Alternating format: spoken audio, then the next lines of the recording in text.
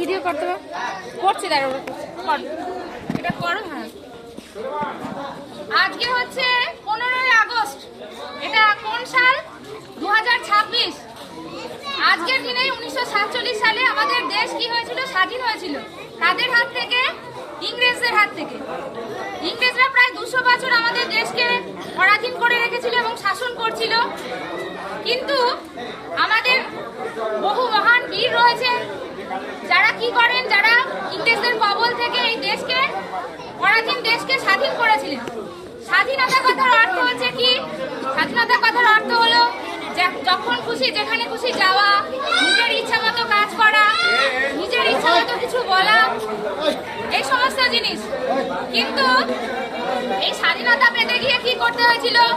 লড়াই করতে। বীর জওয়ান যেমন শহীদ ক্ষুদিরাম বসু, সব লড়াই করছিল।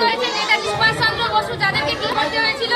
যাদেরকে ইংরেজদের বিরুদ্ধে লড়াই করতে হয়েছিল। এবং মহাত্মা গান্ধীর নাম তো আমরা সবাই জানি। এরা সবাই কি করেছিলেন? কঠোর পরিশ্রম করে, কঠোর সংগ্রাম করে ইংরেজদের হাত থেকে আমাদের দেশকে মুক্ত করেছিলেন, স্বাধীন করেছিলেন।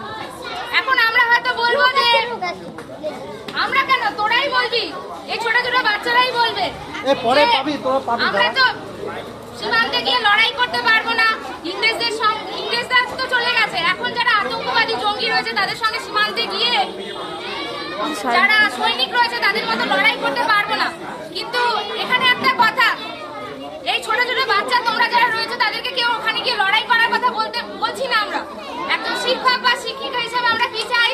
যে তোমরা খুব ভালো করে লেখাপড়া করো, তোমরা সুব্যবস্থিত থাকো, সুশৃঙ্খলাবদ্ধ থাকো, নিজেদের চরিত্র করো এবং আমাদের দেশকে এইভাবে তোমরা এগিয়ে নিয়ে যাও। তোমরা নিজেদের কর্মের মাধ্যমে আমাদের দেশকে গৌরবান্বিত করো। স্বাধীনতার অর্থ হচ্ছে এই।